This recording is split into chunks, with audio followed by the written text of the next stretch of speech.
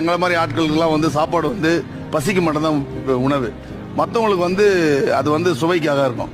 இப்போ எனக்கு வந்து உனக்கு என்ன உணவு பிடிக்கும் அப்படின்னு கேட்டாங்கன்னா சோறு பிடிக்கும், குழம்பு பிடிக்கும், அவ்வளோதான். அது என்ன பிரியாணி, அது என்ன குழம்பு, இது என்ன பாஸ்தா, அது என்ன இது என்ன, அதெல்லாம் எதுவும் தெரியாது. ஏன்னா வறுமை கோட்டு கீழே வாழ்ந்து வந்த சமூகம். அப்போ எங்களுக்கு வந்து இதுதான், நான் இந்த சாப்பாடு தான் சாப்பிடுவேன், எது கட்சாலும் சாப்பிடுவேன். அந்த மாதிரியான ஒரு ஆள் நான். ஸோ அப்படி தான் இருந்தேன். இங்கே வந்து ஃபுட்டை பற்றி நிறைய கற்றுக்க ஆரம்பிச்சது வந்து ரொம்ப நல்லா இருந்துச்சு. நிறைய விஷயங்கள் கற்றுக்கினேன்.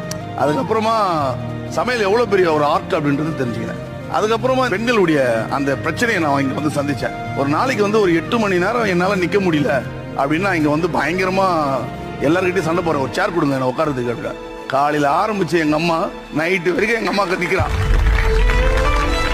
அப்புறம் இப்போ என் பொண்டாட்டி, எங்கள் வீட்டில் 10 பிள்ளைங்க எங்கள் அம்மா நின்று சமைச்சது. இப்போ என் பொண்டாட்டிங்கன்னா 3 பிள்ளைங்க ப்ளஸ் வீட்டில் ஒரு 4-5 பேர். இத்தனை பேரை ஒரு பொம்பளை சமைக்கிறான் அப்படின்னா எவ்வளோ பெரிய விஷயம் இது. அது இங்கே வந்து